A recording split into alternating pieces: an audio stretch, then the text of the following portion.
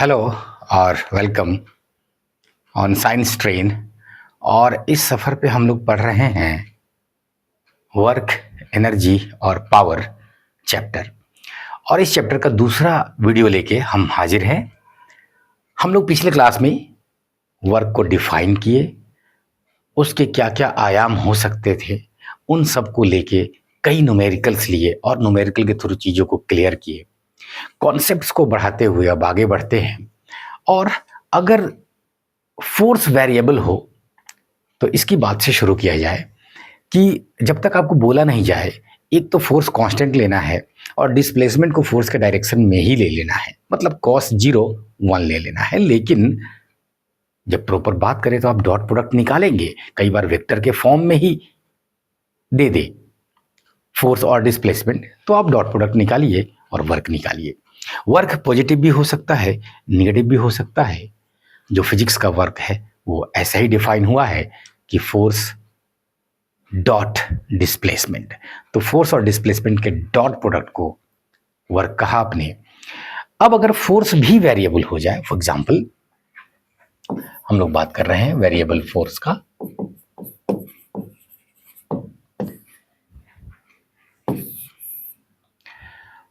कुछ फोर्स खुद ही एक्स पे डिपेंड कर रहा हो, कुछ इस तरह का हो जाए, तो आप कहेंगे कि कैसा भी हो एरिया अंडर कर्व तो ऑलवेज ये देगा। तो अब एरिया इसका कैसे निकालेंगे? तो कैलकुलस वाले लोग कहते हैं कि इसको एक छोटा स्ट्रिप ले ले तो ये ऑलमोस्ट रेक्टेंगुलर होगा dx चौड़ाई का, और इधर में उस समय का जो एक्स एफ है वो अलग है, इधर कुछ और है।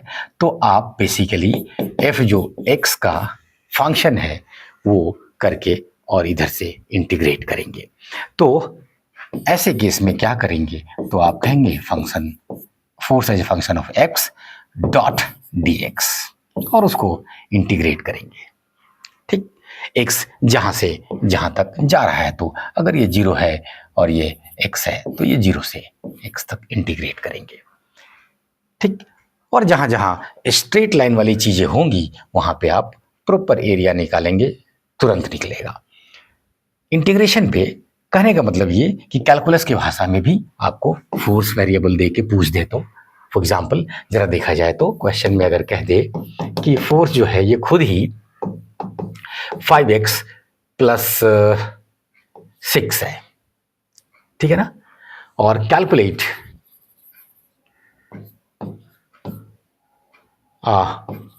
Work done by this force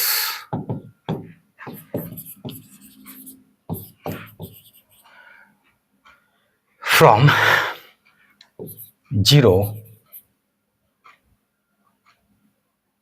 to 5 metre displacement. ठीक है, चलिए तो वर्क डन आप कहेंगे कि कैलकुलस की भाषा में function of x D x, x का वैल्यू 0 to 5 तक जा रहा है। चलिए लिखिए अब, तो 5x plus x D x 0 to 5 multiply कर दीजिए, तो 5x डी एक्स इंटीग्रेशन अब प्लस 6 डी एक्स। ठीक, इंटीग्रेशन 0 to 5 0 to 5, आइए एक्स स्क्वायर बाई 2 हो जाएगा, तो 5 इंटू 5 स्क्वायर बाई 2 प्लस ये 6 बाहर आ जाएगा, डी एक्स का x हो जाएगा और वो 5 इज इक्वल टू 25, 125 बटे 2 62 और 6 30, 62.5 प्लस 30 92.5 जूल आंसर। तो इस प्रकार से कैलकुलस की भाषा में आपसे पूछा जा सकता है वेरिएबल फोर्स के लिए। फोर्स को वेक्टर की भाषा में दिया जा सकता है, ठीक, एक्स वाई जेड यानी आई जे के भाषा में दिया जा सकता है। जहां पे होगा आप इस प्रकार से कैलकुलेट कर रहे होंगे। और फोर्स मल्टीपल फोर्सेस दिए जा सकते हैं, तो हर फोर्स का अपना अपना वर्क आप निकालेंगे। ठीक, ये भी साथ साथ हम लोग पढ़े थे कि नेट फोर्स का जो वर्क डन निकालेंगे वो जोड़ के ही आएगा अपने अपने फोर्स का। बढ़ते हैं आगे और एक दो कॉन्सेप्ट और लेते हैं पहले, फिर कंजर्वेटिव और नॉन कंजर्वेटिव फोर्सेस की बात करते हैं। एक फेमस क्वेश्चंस में से है कि टेबल पर से अगर चेन लटक रहा है, पूरा लेंथ ऑफ चेन अगर L है, मास कैपिटल M है और हैंगिंग पार्ट जो है ये X है, तो पूछा जा रहा है कि calculate work done in pulling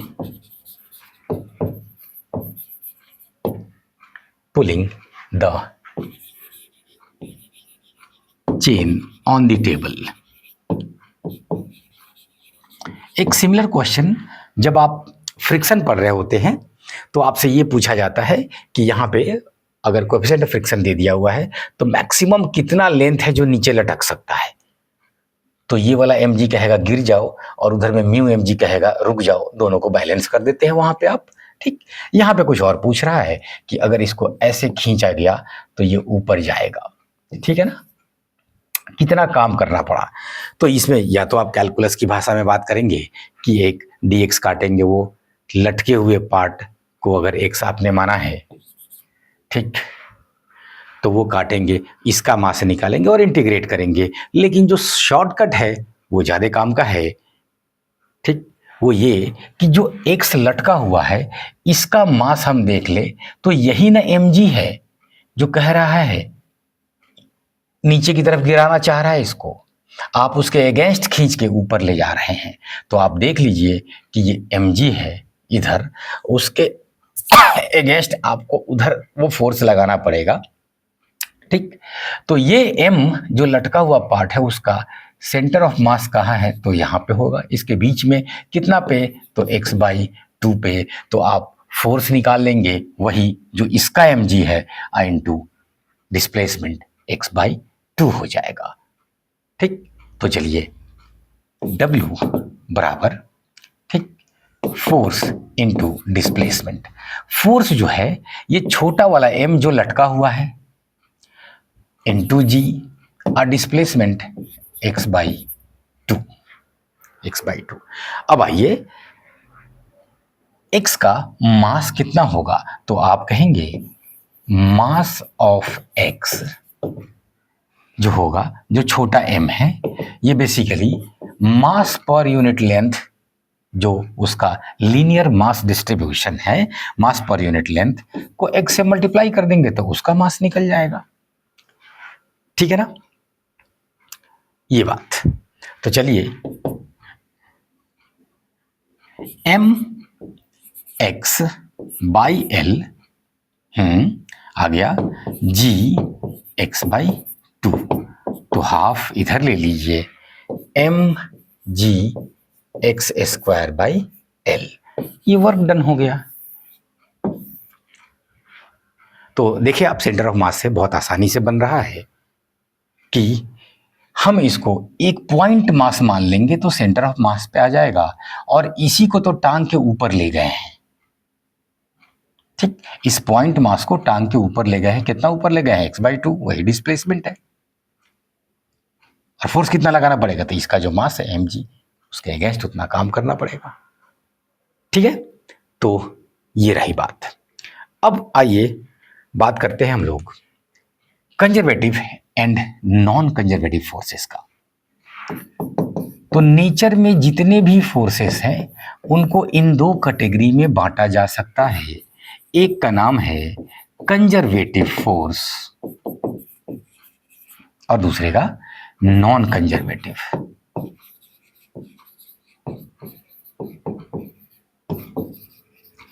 force.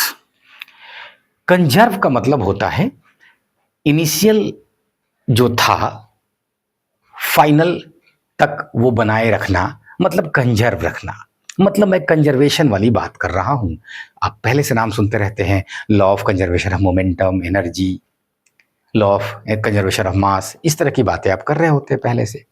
तो फोर्स में ये कंजर्वेशन वर्ड किसके लिए यूज हो रहा है? तो एनर्जी के लिए, एनर्जी के लिए।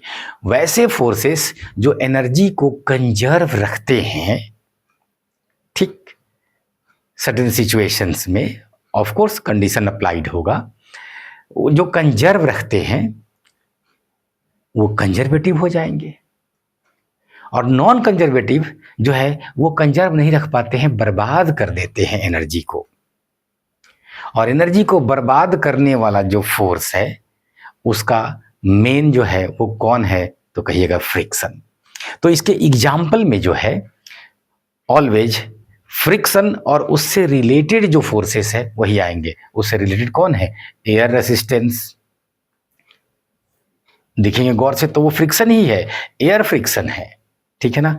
विस्कोसिटी, बेसिकली आप देखेंगे तो वो भी फ्रिक्शन ही है, लिक्विड फ्रिक्शन है। तो फ्रिक्शन और उसके जैसे फोर्सेस जो होंगे वो एग्जाम्पल हो जाएंगे नॉन कंजर्वेटिव के। Friction, viscosity, air resistance. तो मेन एग्जाम्पल एक ही है, इसके जैसा जो है वो सब है।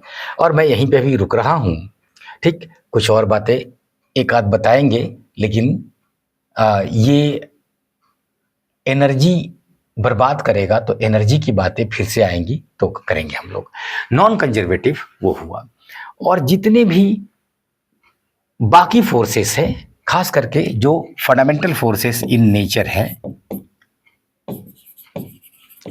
Most of the forces including fundamental forces.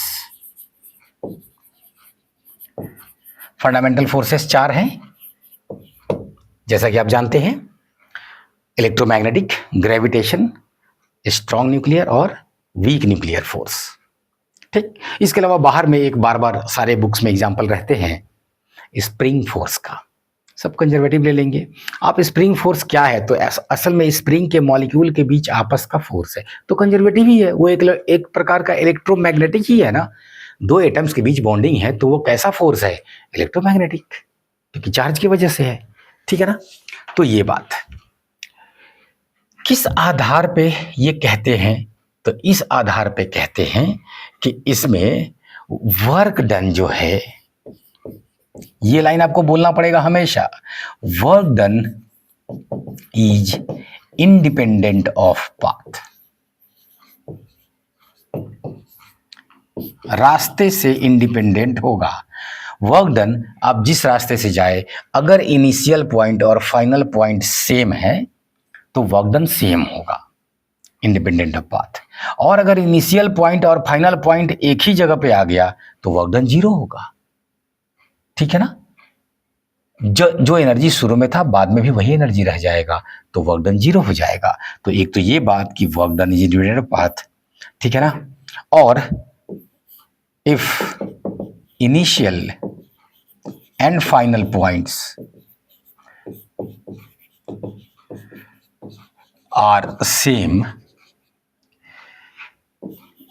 W बराबर जीरो हो जाएगा, जीरो हो जाएगा। नॉन कंजर्वेटिव में उल्टा, work done depends on path, ठीक है ना। और पूरे साइकिल का वर्क डन, मतलब इनिशियल और फाइनल पॉइंट सेम है तो इनको जीरो होना था, तब भी ये जीरो नहीं होंगे।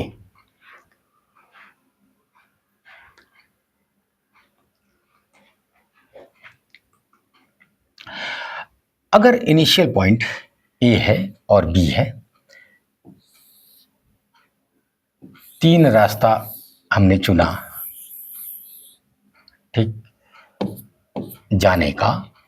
ये W1 इधर से वर्क डन करना पड़ा, W2 और W3, पॉइंट ए और पॉइंट बी। इनिशियल और फाइनल पॉइंट तीनों रास्ते के लिए सेम है, ठीक है ना। तो अगर ये कंजर्वेटिव है, इफ कंजर्वेटिव फोर्स है तो W1 बराबर W2 बराबर W3 ये होना ही होगा, ठीक। और नॉन कंजर्वेटिव है तो ये अलग अलग हो सकता है। इफ नॉन कंजर्वेटिव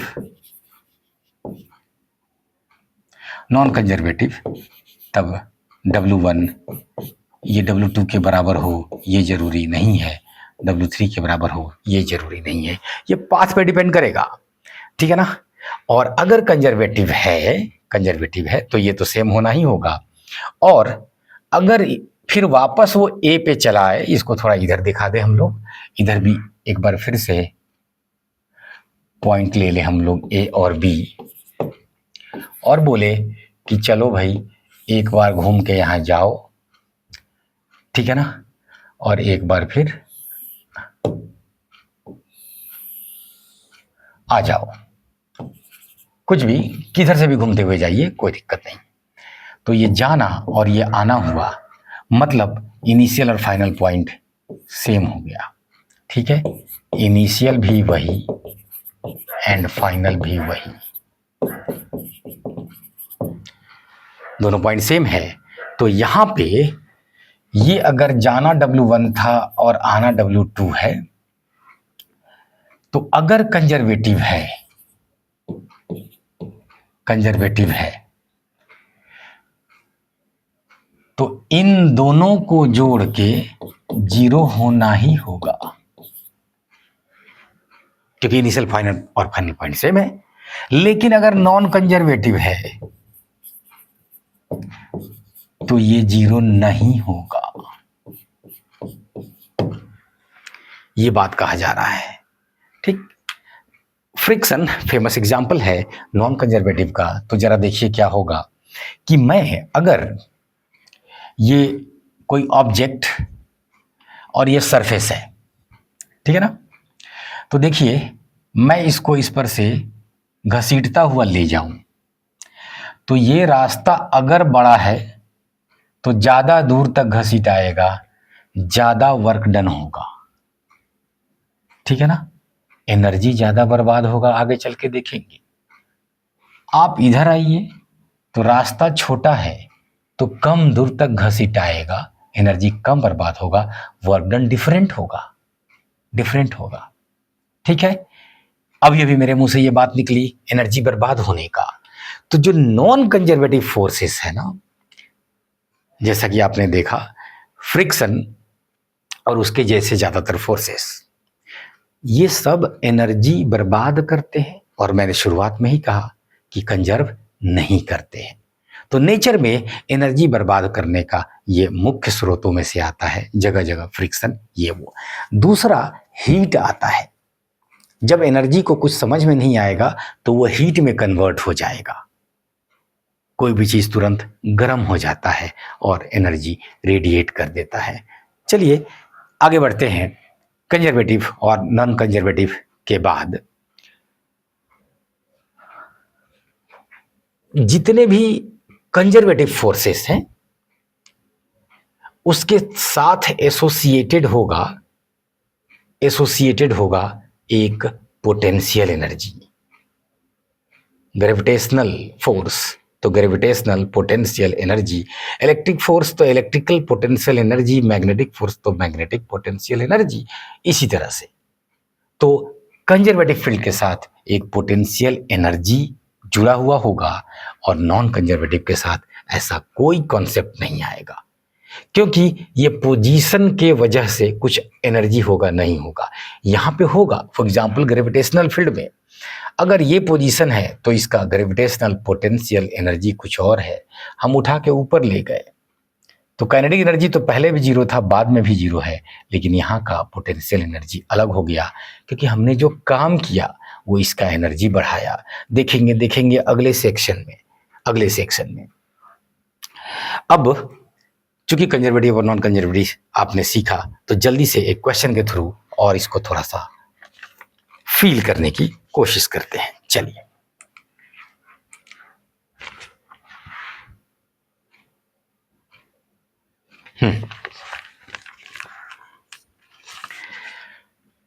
क्वेश्चन है,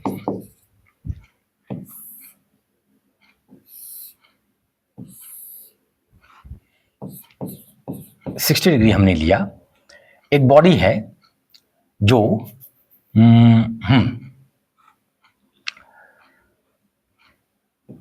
lower part of the incline plane से इसको ऊपर की तरफ ले जाया गया, ठीक है ना। ये लेंथ L है, ये वाला बड़ा वाला, ठीक। और फिर ये वापस ऊपर से यहां पहुंचा, ले जाके ऊपर छोड़ दिया गया और फिर ये वापस फिसलता हुआ नीचे आ गया। जो कोफिशिएंट ऑफ फ्रिक्शन है वो हमने आपको दे दिया 0.25। कोफिशिएंट ऑफ फ्रिक्शन इतना दे दिए। जो मास है वो सिंपल 10 kg ले लीजिए। थीटा 60 दिया हुआ है।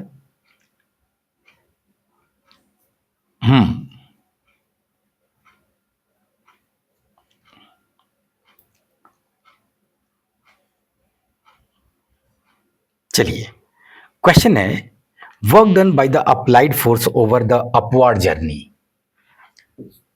पहला में पूछा जा रहा है W work done by applied force in upward journey.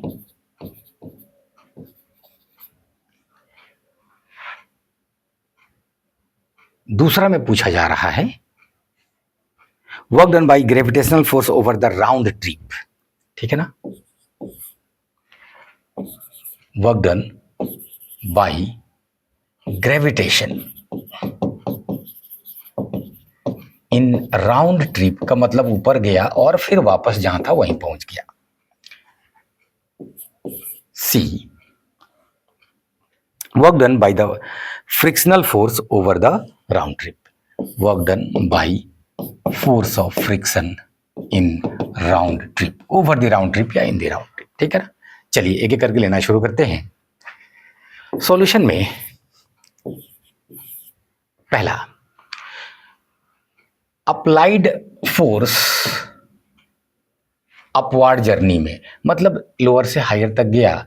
जाहिर सी बात है ये खुद से ऊपर नहीं जाएगा, आपको एक फोर्स अप्लाई करना होगा। तो आप जो फोर्स अप्लाई किए थे, ठीक, वो ये यहां से यहां जब जाएगा तब जो काम होगा ये फोर्स इनटू डिस्प्लेसमेंट। फिर ये यहां से यहां आ जाएगा तो ये भी वही फोर्स इनटू डिस्प्लेसमेंट हो जाएगा। कोई एक्स्ट्रा फोर्स तो दिया नहीं है, ठीक है ना। तो वर्क डन जो होगा वो कितना होगा, तो इसके एलोंग जो फोर्स लगता है, और वो कितना लगता है आप जानते हैं। इधर में mg, मैं जानबूझ के बीच से बना रहा हूं इसको यहां मान के कि वहां पहुंचा तो क्या था, और जाहिर सी बात है वो यहां पे भी है तो वही लग रहा है। चलिए, आपको किसी तरह का कंफ्यूजन नहीं हो।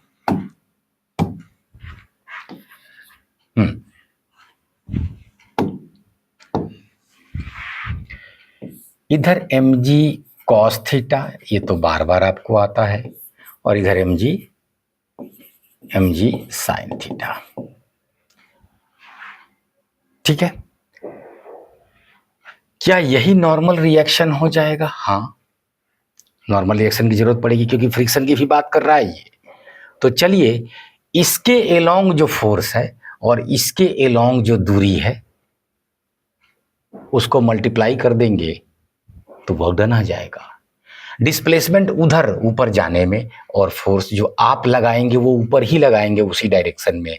एल का वैल्यू 10 मीटर दिया हुआ है, 10 मीटर दिया हुआ है। तो आप ये वाला x निकाल लेंगे और कहेंगे आप sin 60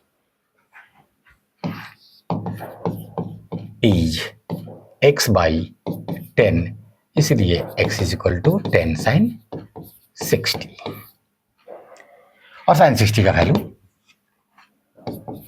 साइन 60 √3 बाई 2, मतलब 5√3 मीटर। आइए, उसकी जरूरत अभी पड़ेगी नहीं, अभी तो ये कह रहा है जो आपने अप्लाई किया है तो ये वर्क डन जो हो जाएगा ये mg sine theta into displacement l। जल्दी से बोलिए, m कितना दे रहा है 10 kg, तो 10 इंटू 10 100, साइन थीटा साइन 60 √3, तो 100 √3 बाई 2 साइन 60 इंटू एल कितना है 10, ये देखिए 500 √3 जूल। दूसरे में वर्क डन पूछ रहा है ग्रेविटेशन द्वारा राउंड ट्रिप में, तो ग्रेविटेशन जो है वर्टिकली डाउनवर्ड फोर्स लग रहा है, तो हम क्या करेंगे कि उसके एलोंग जो डिस्प्लेसमेंट हुआ होगा उसकी बात कर रहे होंगे तो ज़्यादा अच्छा रहेगा, और नहीं तो उसको इस रास्ते पे लाइए, या तो फोर्स का कंपोनेंट डिस्प्लेसमेंट के रास्ते पे लीजिए, डिस्प्लेसमेंट के डायरेक्शन में लीजिए, या डिस्प्लेसमेंट का कंपोनेंट फोर्स के रास्ते में लीजिए। एफ एस कॉस थीटा में से आप समझ रहे हैं, इसको एस एफ कॉस थीटा भी लिख सकते हैं, जो पहले लेक्चर में हम लोग बात किए थे। आइए यहाँ पे अब देखिए, चलिए हम ये वर्टिकल कंपोनेंट ले लेते हैं इसका, जो कि x है, देखते हैं उसका भी जरूरत पड़ेगा कि नहीं, क्योंकि राउंड ट्रिप लिख दिया है। अब देखिए mg जो है हमेशा नीचे लग रहा है, जब बॉडी ऊपर जा रहा है तो भी और आ रहा है तो भी, ये वो कंपोनेंट है इसका डिस्प्लेसमेंट का, ये कंपोनेंट। तो mg नीचे था, ऊपर जब जा रहा था तो वर्क डन निगेटिव होगा, mg इंटू एक्स, उल्टा हो गया। इसलिए जब लौट रहा था तो mg नीचे और x भी नीचे, mg x पॉजिटिव हो गया, तो वर्क डन बाय ग्रेविटेशन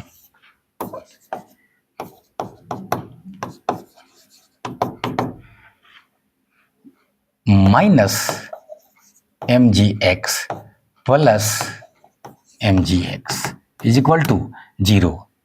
अभी थोड़ी देर ही पहले पढ़ा है, भूल गए क्या?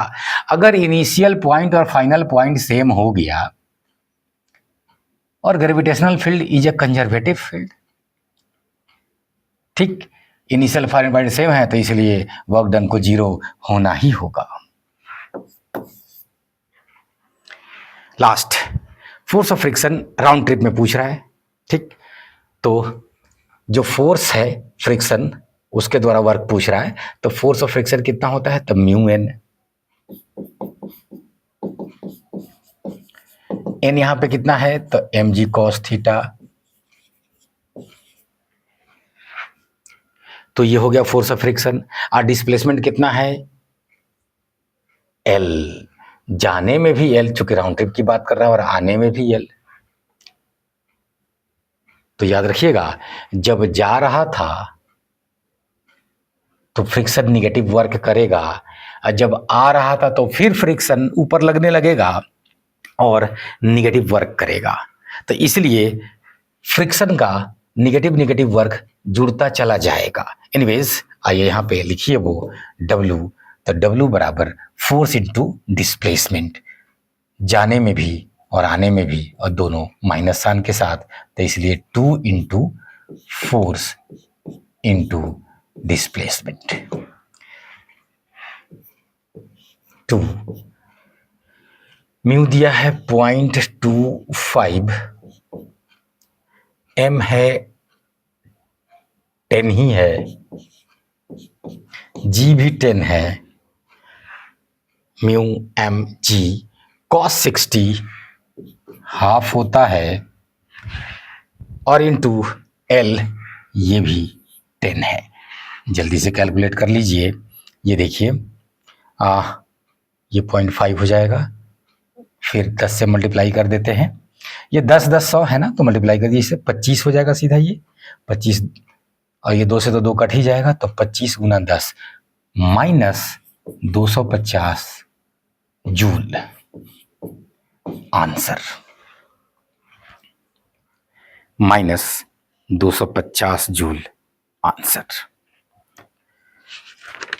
तो अब हम लोग तैयार हैं एनर्जी पढ़ने के लिए वर्क पढ़ने के बाद। तो वर्क जो हम लोग पढ़ रहे हैं, एक तो उसका यूनिट जूल है जो कि एनर्जी का भी यूनिट है, और यहीं से आपको पहला इशारा मिल जाता है कि वर्क जो है वो एनर्जी का ही इक्विवेलेंट है। नेचर में दोनों एक ही चीज का दो रूप है। तो वर्क और एनर्जी में डेफिनेशन का फर्क किस तरह से हो जाता है, तो वो ये कि वर्क जो है वो डॉट प्रोडक्ट है फोर्स और डिस्प्लेसमेंट का। ठीक है, ठीक है। एनर्जी क्या है? तो एनर्जी कैपेसिटी, क्षमता है वर्क करने की, वर्क करने की। तो वर्क जो हो रहा है उसका जो क्षमता है, दोनों का डायमेंशन सेम है, दोनों का डायमेंशन सेम है। एनर्जी दीजिए तो काम होगा, काम अगर होगा तो एनर्जी बढ़ेगा या घटेगा। ठीक, चलिए मिलते हैं अगले क्लास में, तब तक के लिए बाय बाय, थैंक यू।